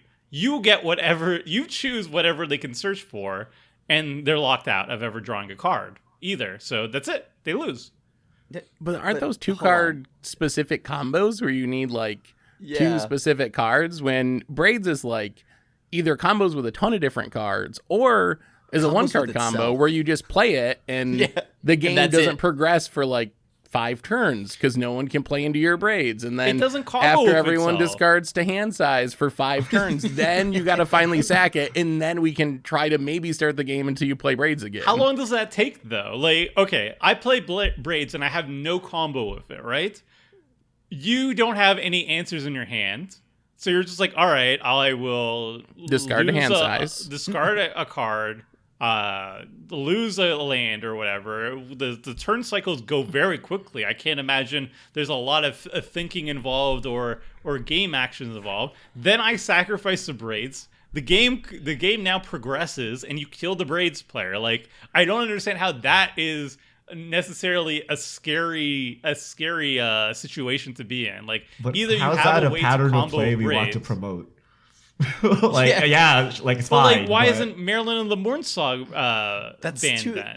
How many people are going to actually be running Braids decks as the commander? And we've already agreed that it's fine as part of the 99, right? We were like, we don't like this rule as banned as commander, and it was banned as a commander. It wasn't banned as a 99. So basically, you're denying everybody who wants to run it as part of the 99 because of the hypothetical situations we're going to be running against Braids player. But like, I'm going to be treating a Braids player just as well as I'd be treating a Turgid player. I just won't play with them. Like, what's the difference? Isn't that literally the reason of the ban list, Braids to prevent people this? and Turgid? Like, I don't understand. Tomer shows up to his LGS ready to play some commander, and they're like, "Oh, he's playing Braids. Kick him out of the store." Well, like, I'm playing against Turgid, right? Like, what do I care? Like, that bad. I'm either going to play against a Turgid and hate them out, or I'm just going to be like, "Hey, can you play something that's not obnoxious?" Like, so consistency then, right? If yeah, Turgid like, is allowed, and Maryland's Braids should be already allowed, scarier than right? this. Like, Maryland literally tutors up the card to combo with her. Like, Well, wait, doesn't your opponent get to tutor first, and then they tutor up a removal spell, and then they kill your thing, and the whole house of cards collapses? Sure, but you could also have just a handful of protection for her, like Malakir Burst and whatnot. But also, then the next person tutors up removal, and then the next one. I don't know if that's a scary combo. Well, my point is that she is able to combo off and lock out the table a lot easier than Braids can, because Braids also requires you to have some sort of way to repeatedly sacrifice the same thing over and over again. I know there are cards that do that. I can't think of any off the top of my head, but you would be required to cast Braids, who cost more mana, have that piece in your hand or tutor it up, and then still have the mana to cast it. So she costs more than whatever this Maryland combo would be.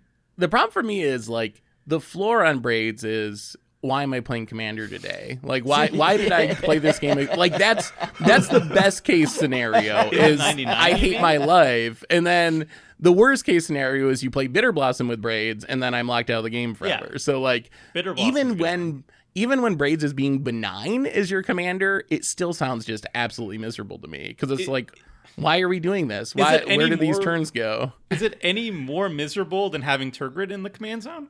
I think Turgid's not even that bad in the command zone. I think Turgid is different. I think coming down by itself to, like, doesn't do anything. Or something, right? If I just turn 4 Armageddon. And then you're smallpox or you death. But Braids doesn't need anything. But Braids with no help sounds really obnoxious. Yeah. Like, just Braids with no help, you just ramp it out on turn 2. Like, that is not a fun game of Commander. And then everybody's like, oh, good job, well done, clap, clap, clap, we're going to kill you now.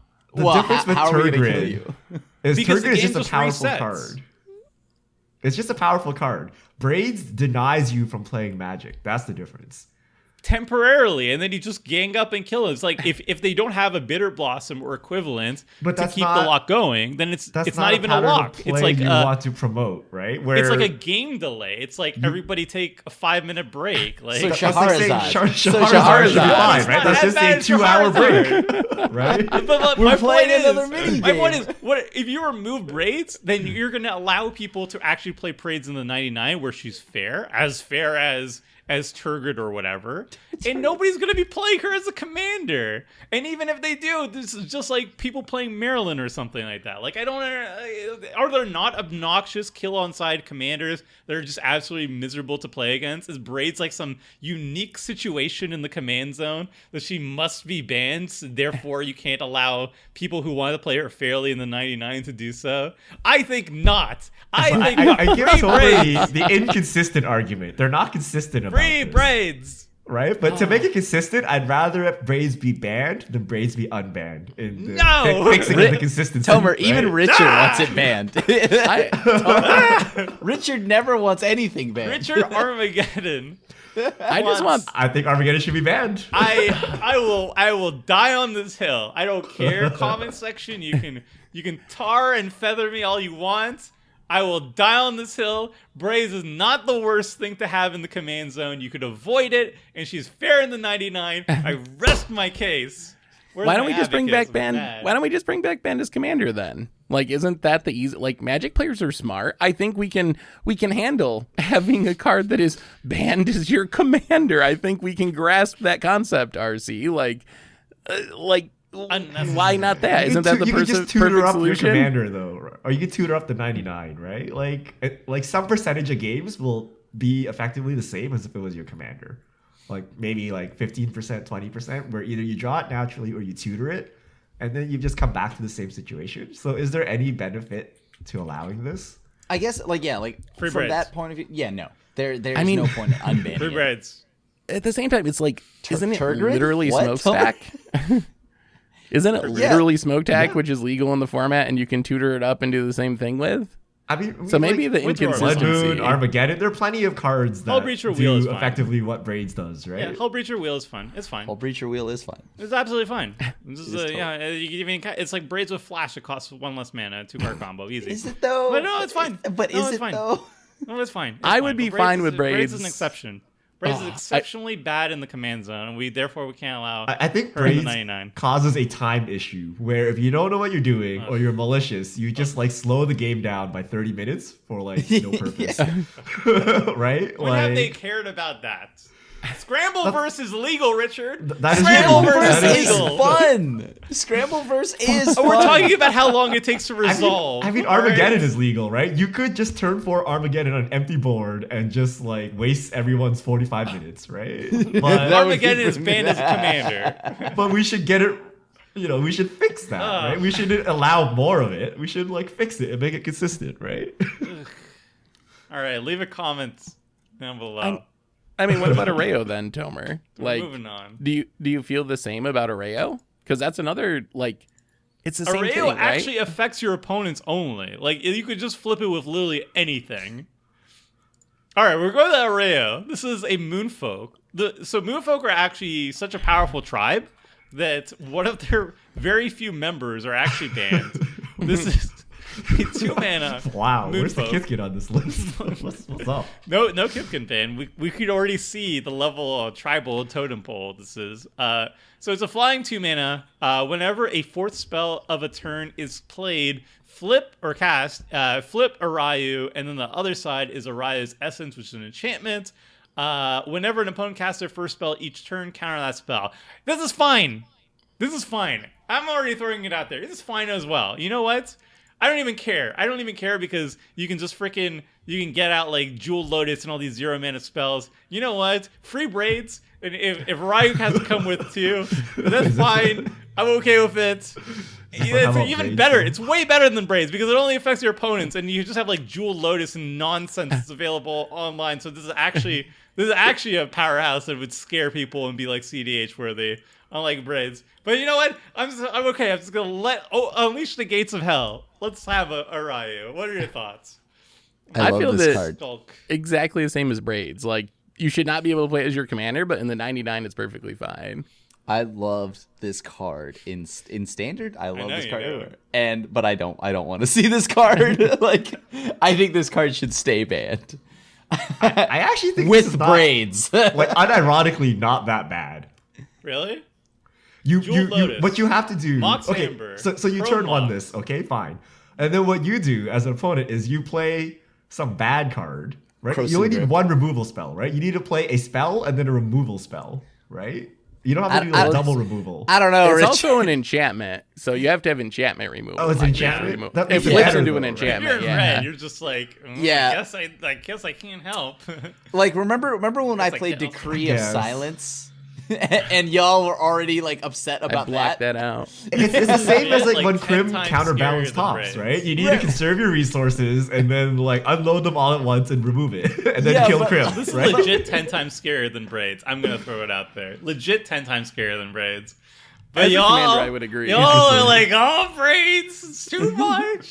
Too much. I mean, I'm consistent through this where I think this should not be banned for that exact reason. This is scary, right? Like, and once again, this is when the 4th spell of a turn is played.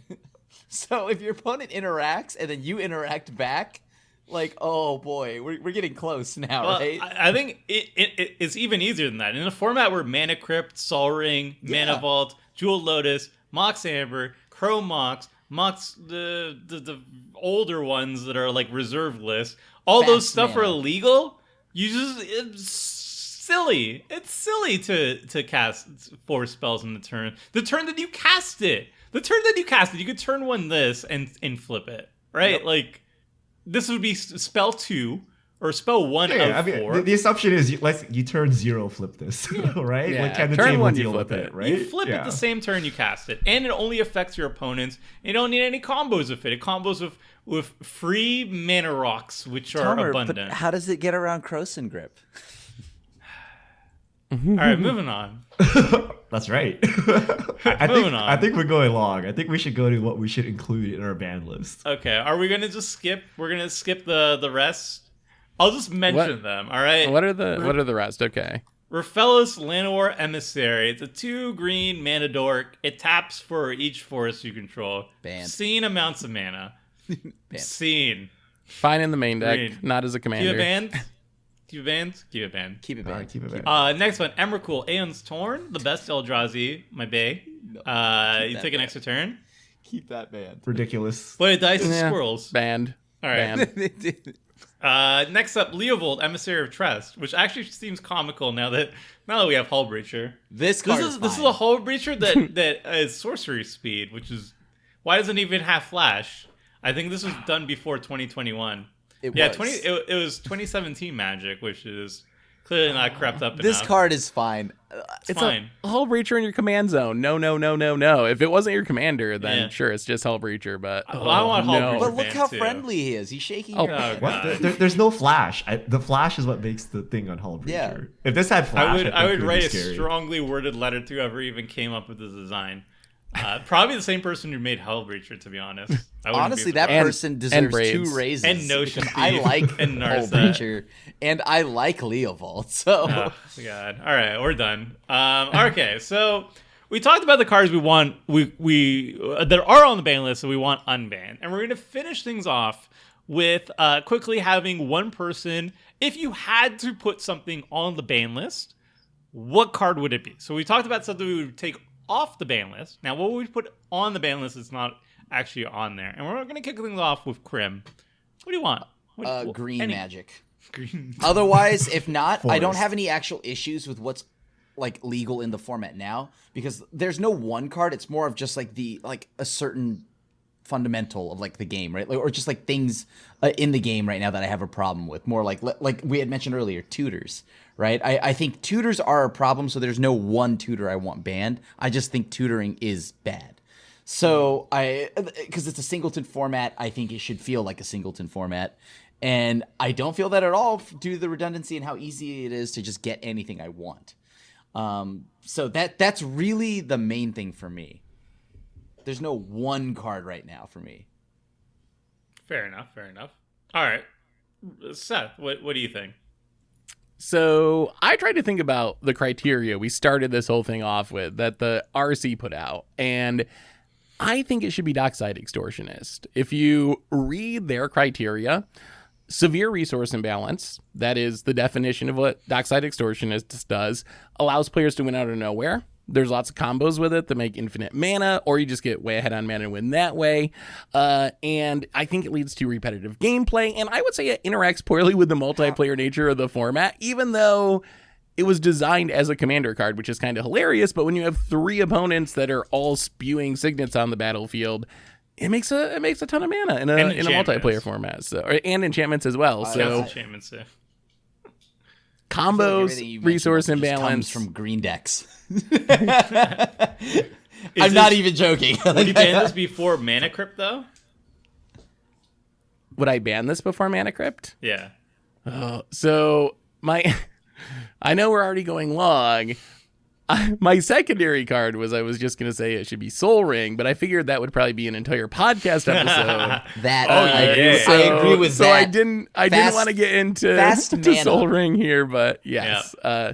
If I actually had to choose Soul Ring, Mana Crypt, Mana Vault. Okay. All of them. So that's probably a topic for another day. We'll get into it more. But Richard, what would you want? What would you want banned? All right, I'm going with Armageddon. And all of the that's your signature spell. Yes, it is, right? But so to me, what is the point of the ban list? I think power level is useless, right? When I'm playing Fledgling Osprey, it doesn't matter if you're playing Coalition, Victory, a Harmonize, or Thassa's Oracle, right? Like I think prove this. We will still lose. The power, like that's what the power level discussion is for, right? So you shouldn't balance based on power level. You should balance on fun. And stack strategies are anti-fun, and no good comes of them, right? Like if you're in a play group, if you're in a group with friends, you can rule 0 them back in. But if you show up at your LGS and you play Armageddon without knowing how bad it is, that's like a big no-no, right? You're gonna be like outcast from the group. You're not gonna have a good time. The other people are not gonna have a good time. So we shouldn't have these like weird social stigma cards. Just straight up ban them, right? And then if you want, you can put them back into the format. But as a baseline, I think all stacks cards should go. Especially like the very severe ones, like Blood Moon, Armageddon, things like that should all go. But then you start getting into the territory of what's a stacks piece, because that goes back to like, is Rest in Peace a stacks piece? Yeah, but so we can start easy with like destroy all lands. right? Is like Graveyard Hosing a stacks piece? Is Thalia okay? Is Trinisphere okay? I don't know. It starts getting gray, but like destroy all lands is pretty straightforward. Like no good can come of this. And then there are players that don't cast them correctly. Like turn 4 Armageddon, we just reset the game by 45 minutes for no reason, right? So what about Blood Moon? That's me. I would do that. I think Blood Moon should go too. No. I think Blood Moon's the same class as Armageddon. Like I think in CEDH, these cards are all fine, right? But in a casual table, I don't know why you would bring Blood Moon. And I think people will look down upon you, right? So you should protect players against this by just banning. I don't know how they have any room to look down on you. They have no lands. If they're not responding on the stack, their objections are futile. Yeah, exactly. Put it up on the stack if you have a problem with it. Let's resolve meet this like me men. at the stack. Yeah. All right, fair enough. So all MLD. Okay, so for me, I think I'm also kind of like Krim, where like I feel like I would go pretty thoroughly on specific things. Like Seth is like Dockside Extortionist, but more importantly, like Sol Ring and Mana Crypt.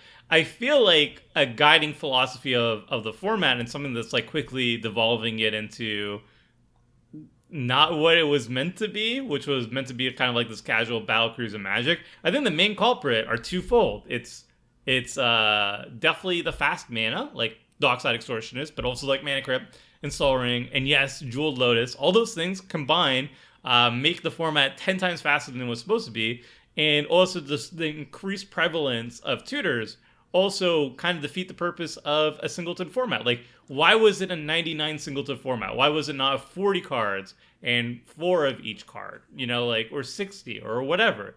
It's because they wanted it to be less consistent for a reason. They wanted more variation, and tutoring does kind of hinder that. And the fact that we're getting more and more efficient tutors, not just what we had like 10 years ago, but we're just constantly getting more of them. I think it would be cool to see like some sort of addressing of that, to at least tell Wizards of the Coast, being like, hey, if you want to keep designing for Commander, you want to adhere to these things. So maybe less fast mana, less tutoring, and it's less for the players and more for like Wizards of the Coast, or like what we want in the future. Yeah? More opposition agents.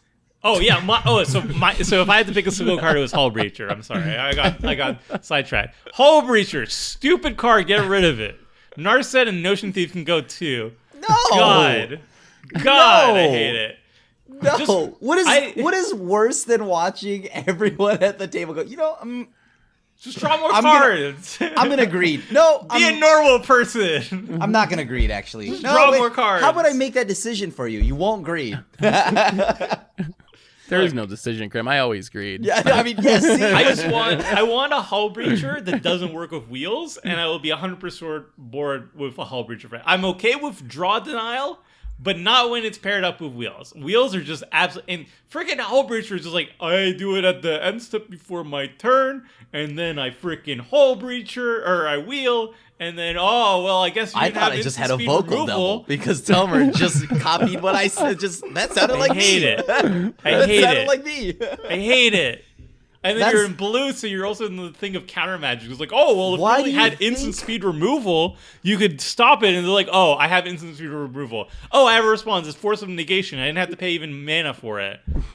Dumb. I have Fierce Guardianship. I have Force of Will. But there, what does mana even mean anymore? But then again, think about it. I just like 50 for one to myself to stop you from drawing stuff. Whatever, he won the game. No. I won the moral. You could the moral a billion game. for one me. I won the moral game. Yes. Ugh. That's why I want more opposition agents, more like Hull Breachers. God. So this way, you just shut off all the nonsense that goes ban all on. wheels. Wheels are no longer allowed in the format. If you look at the decks that I play, most of the time I don't even have a ton of wheels. I just play the hate cards on their own because that's how it's trauma enough. Yeah, like you don't need to do anything else other than just play the card. Nobody in the format plays removal. All right. Well, so we talked about some of the cards we would like to see banned. Also, possible topics for the future. So let us know about that. now we're gonna finish things off with Clashmail. We're so far in. Woo! All right, so we had some cool topics, but we're going to pick up one that we can answer kind of quickly, which was, where are you? Lessons. That's already. Oh my god. Okay, here we go. The DM Dan at the DM Dan on Twitter asks, so what are your thoughts on lesson/learn not given the same addendum as companions have for commander sideboards? Lesson effects are way less powerful than any other wish style effects. They're less powerful than other cards do the same thing. So what would we like to see an addendum to allow lesson board or a lesson wish board to be available in Commander? What do you think? I think Wizards did Commander players everywhere a favor because all those cards are god-awful, and by not allowing them in the format, they are saving people from accidentally putting Learn and Lesson cards in their decks, so... Well, you could put it in the 99. You go right ahead and you do that. You can't tutor them. Right? Can you tutor them from your deck? It's just outside. No, right? no, you can't. Well, you can put them in the 99 and they're like a sorcery, so if you have a way to tutor up sorcerers, you can get that card. Seriously, I would be fine with it for Learn Lesson narrowly, but I think that having an actual wish board, so people are like carning out Mycosynth Lattice and things like that, would probably be really bad. So Richard would be carting out Mycosynth Yes. Lattice. It's just more tutors. I think they should add it and then ban the problematic cards. It is stupid how cards exist that cannot be played in Commander. Like you just cannot play them, right? You can play them in Commander, though. You get a Burning Wish and you're like, huh? Right? And then the worst thing is casual players will think they can just go grab their collection box and like pull a card out, right? I thought that. I thought that too until I realized it was sideboard only. Like, so it seems strange to me. It's super awkward. So I think they should actually you should have a sideboard for outside the game, and they should just ban everything that's problematic with it, just for consistency reason. Although I don't like it all because we just discussed like tutors are bad, but why do we have cards that like literally do not function in this format? The most popular format of Magic. But they right? function just fine. Like if you learn, you can still rummage. Like that was the entire. Like they put an out to that, right? Like. If you could run the card, you just rummage instead of getting a lesson. And the lessons you can play in the 99 if you really like them, but you don't have a lesson board or whatever. Everything's an Elvish Visionary, sorta. But if it were in red, there you go. It's like a bad Elvish. What about Burning really Wish? bad. What about all the other wish cards? No. I don't there's think power level concerns if you let all the wish cards work. I think you'd have to ban a lot of cards. I don't even put them in and then ban them out. So the problem is so much more tutoring. Like why? Why do you need like to add 5 more staple tutors to the format? But do you want to have to ban like Grape Shot or ban like Mycosynth Lattice, or like do you want to ban a bunch of cards that are fine to play in your main deck just so you can make wishes work? No. Like if we got to ban 20 cards, like is that wishing worth work, it? and then you ban Burning Wish and Karn and whatever, such that the next time Wizards prints a mechanic from outside the game, it actually just works. But because isn't it the same? Doing it. But isn't that the same thing then? As just leaving it banned and like not having a sideboard? Because eventually they're make a wish board, ban all the wishes. But no, they would keep lessons, the fixed one that works, right? But like all the problematic ones would go, right? Okay. But eventually a new like Mastermind's acquisition or something along those lines, Fae of the Wishes would come out, and then you have to ban that too, right? They'll just make it Demonic Tutor. They'll make it Demonic Tutor that has a secondary mode to Mastermind's Acquisition. They'll just lop off 2 mana to the cost. Yeah. And they'll be like, they make more learn lessons. Make it mythic. No, please don't. And only collector box booster boxes can open it. I feel like it works with Learn Lessons in specific because they're so bad, but I feel like just having everyone have 10 Silver Bullet, like whatever, all-stars of their color hanging out in their sideboard that they can get with Fae of Wishes or Mastermind's Acquisition, I feel like then we're way back to like the tutor problem or something. Yeah.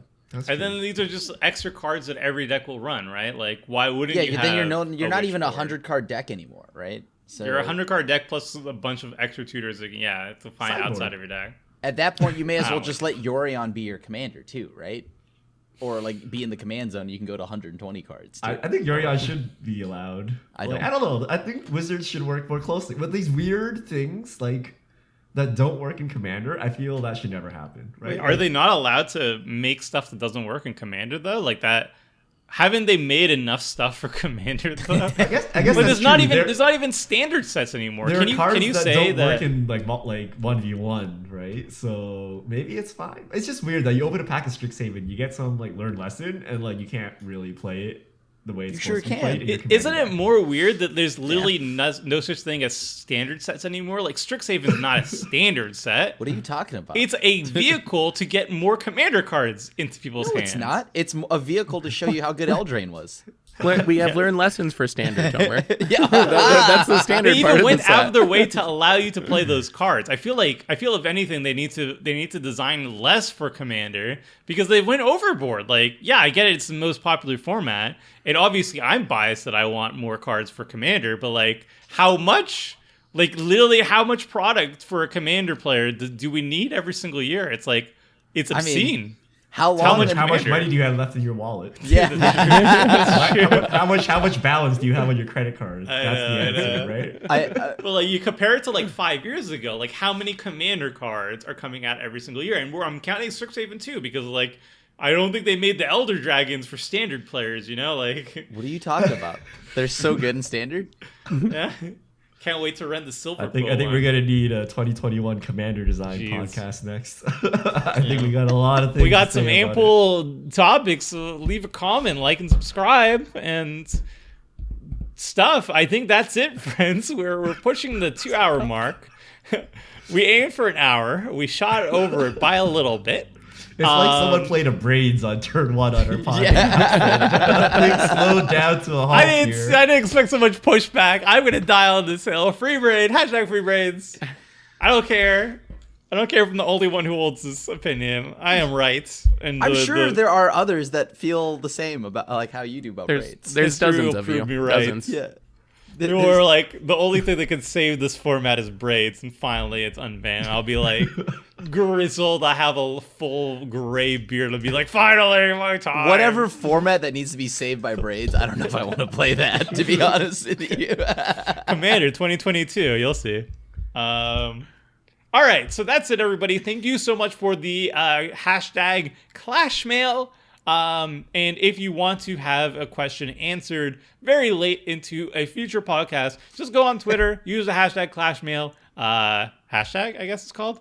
And leave us a comment there, and we will maybe pick it for a future thingy. So hope everybody enjoyed our discussion on the ban list. Hopefully it was enlightening. Hopefully, food for thought. If you have opinions, leave them down there. Engagement. I like it. Algorithm likes it too. And we'll be back in 2 weeks or bi-weekly, however you want to call it, fortnightly, with anottle topic. I don't think you could say Fortnite in 2021, dude. Fortnightly. This is not sponsored, by the way, so. but we want to be. #Dab. Gotta do the Fortnite dances. Fortnite dance. Fortnite, hit us up. We're huge. So yeah, hopefully everybody enjoyed. We'll be back in 2 weeks. And until next time, friends, see ya. Thanks for watching the video. If you liked it, help us out by clicking the like button down below. And to keep up with the latest and greatest, make sure to click the subscribe button. And if you want to watch similar videos, click on the links appearing on screen right now.